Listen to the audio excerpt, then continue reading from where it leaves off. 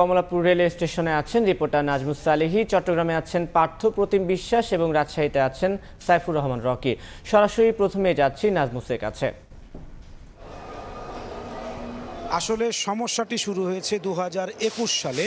2021 সালে অর্থ মন্ত্রণালয় একটি প্রজ্ঞাপন জারি করে আসলে রেলের যারা রানিং স্টাফ তাদের মাইলেজ এবং পেনশন সংক্রান্ত যেই সুবিধা তা বাতিল করে দেয়।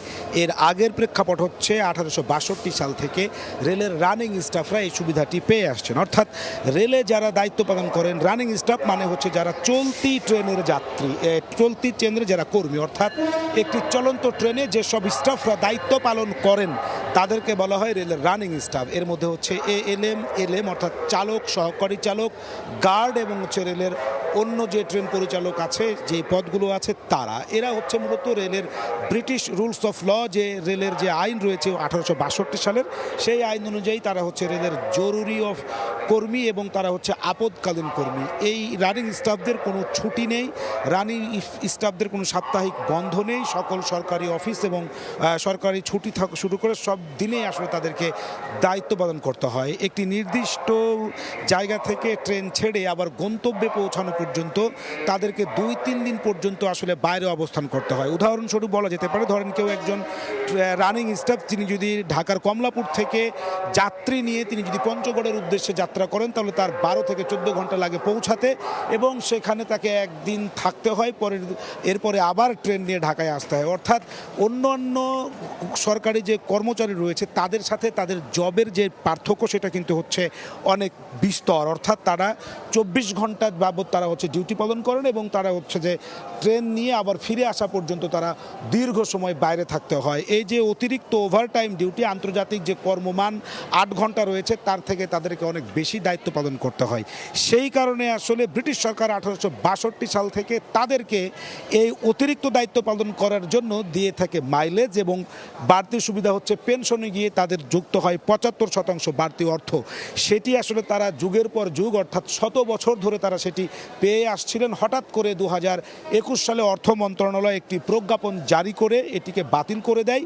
তারপর থেকেই আসলে রেলের রানিং স্টাফরা আন্দোলনে নামেন এবং সেই দাবিতে তাদের আন্দোলন দীর্ঘদিন আসলে চলেছে, নানা চড়াই উৎরাই পেরিয়েছে এবং তারা এর আগেও ট্রেন বন্ধের মতো, কর্মবিরতির মতো নানা ধরনের উদ্যোগ নিয়েছেন। সরকারের তরফ থেকে আসলে বারবার আশ্বাস দেওয়া হয়েছে, যেই কারণে তারা আসলে সেখান থেকে ফিরে এসেছেন, চূড়ান্ত কর্মসূচিতে যাননি। কিন্তু এখন চলতি মাসের যে 1 তারিখ, সেদিন থেকে তাদের জানুয়ারির 1 তারিখ থেকে আন্দোলন শুরু হয়েছে এবং তারা ঘোষণা দিয়েছিলেন 27 তারিখের মধ্যে না মেনে নিলে 28 তারিখ থেকে তারা আসলে কর্মবিরতিতে যাবেন। সেই দীর্ঘ 4 বছরের লড়াইয়ে তারা আজকে একেবারেই শেষ পর্যায়ে এসে রানিং স্টাফরা কর্মবিরতিতে চলে গেছেন এবং যাত্রীরা আসলে ভোগান্তিতে পড়েছেন। এই ছিল আমার কাছে কমলাপুর রেল স্টেশন থেকে সর্বশেষ। যাব চট্টগ্রামে, একই খবর জানতে যুক্ত হচ্ছেন সহকর্মী পার্থ প্রতিম বিশ্বাস।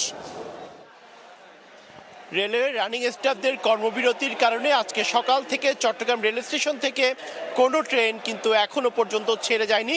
সেক্ষেত্রে এখনও পর্যন্ত 4টি ট্রেনের যাত্রা কিন্তু বাতিল করা হয়েছে। 4টি ট্রেনের মধ্যে ঢাকাগামী চট্টলা, সুবর্ণ, কক্সবাজারগামী কক্সবাজার স্পেশাল ট্রেন এবং সিলেটগামী পাহাড়িকা এক্সপ্রেস ট্রেনের যাত্রা কিন্তু ইতিমধ্যে বাতিল করা হয়েছে। এবং এখানে আসার পরে আমরা যেটি দেখেছি, সাধারণ মানুষজন কিন্তু জানতো না যে আজকে থেকে কর্মবিরতি রয়েছে এবং ভোর থেকেই হাজার হাজার মানুষ কিন্তু চট্টগ্রাম রেল স্টেশনে এসেছেন পরিবার পরিজন নিয়ে। অনেকে যারা পিকনিকে কক্সবাজারের উদ্দেশ্যে এসেছেন, আগে টিকিট কেটে রেখেছে। অনেকে যারা ঢাকায় আজকে ট্রিটমেন্ট করার কথা রয়েছে তারাও আমরা দেখেছি সকালে কিন্তু তাদের নির্ধারিত যে গন্তব্য সেই কারণে কিন্তু চট্টগ্রাম রেল স্টেশনে এসেছেন। কিন্তু এই যে কর্মবিরতি, সেই কর্মবিরতির কারণে রানিং স্টাফদের যে কর্মবিরতি, সেই কারণে যে ট্রেন চলছে না, সেক্ষেত্রে চরম দুর্ভোগে পড়েছেন আমরা দেখেছি যাত্রীরা। তারা বলেছেন যদি আগে সন্ধ্যার দিকে অন্তত ঘোষণা দেওয়া হতো যে সকাল থেকে ট্রেন চলবে না, সেক্ষেত্রে তারা অন্যত্র ব্যবস্থা করে নিত। কিন্তু গতকাল রাত 12:30টায়ও ট্রেনের অনলাইনে টিকিট কেটেছেন এমনও অনেকের সাথে আমরা কথা বলেছি। তারা বলেছেন যদি ট্রেন না চলে তাহলে রাত 12টায় তারা টিকিট কাটলেন, সেই টিকিটের টাকা তারা কে ফেরত দিবেন। তবে আমরা দেখেছি এখানে মাইকে ঘোষণা দেওয়া হচ্ছে যারা অনলাইনে টিকিট কেটেছেন যারা অনলাইন টিকিট কেটেছেন তাদের অনলাইনে টাকা ফেরত দেওয়া হবে সেভাবে, আর যারা অফলাইনে টিকিট কেটেছেন তারা সেভাবে কাউন্টার থেকে টাকা ফেরত দিতে পারবে, সেই ঘোষণাটুকু কিন্তু আমরা দেখছি এখান থেকে দিচ্ছেন। তবে সকালে যে পরিমাণ এখানে আসলে যাত্রীরা ছিল, এই মুহূর্তে যাত্রীরা কিন্তু আমরা দেখছি যারা বিভিন্নভাবে তারা যাদের যে গন্তব্য সেই গন্তব্যের উদ্দেশ্যে কিন্তু তারা যাচ্ছেন। বিশেষ করে ঢাকার যাত্রী যারা ছিলেন চট্টগ্রাম এক্সপ্রেসের আমরা দেখেছি তারা অনেকেই বাসে করে কিংবা অন্য কোনো পথে তারা তাদের যে গন্তব্য সেই গন্তব্যে যাওয়ার চেষ্টা করছেন। তো এই ছিল আমার কাছে এখনো পর্যন্ত চট্টগ্রাম রেল স্টেশন থেকে এখানকার সর্বশেষ খবর। আমরা যাচ্ছি রাজশাহীতে, সেখানে রয়েছেন আমাদের আরেক সহকর্মী সাইফুর রহমান রকি।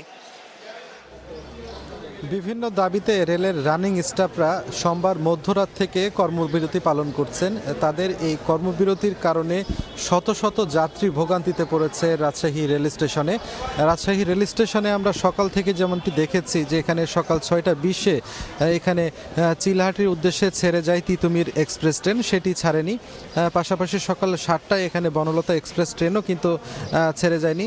যেহেতু এই ট্রেনগুলোতে আসলে অনেক যাত্রী ছিল এবং তারা কিন্তু জানতেন না যে এই ট্রেন চলাচল বন্ধ করে দেওয়া হয়েছে, যে কারণে তারা টিকিট কেটেছেন রীতিমতো, তারা কিন্তু ট্রেনে ধরার জন্য এসেছেনও।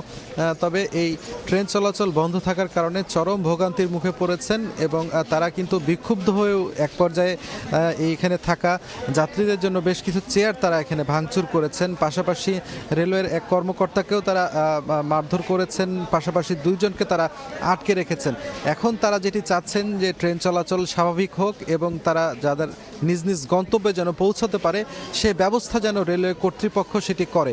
তবে এখন পর্যন্ত রেলের ঊর্ধ্বতন কোনো কর্মকর্তাই কিন্তু রাজশাহী রেল স্টেশনে এসে উপস্থিত হয়নি।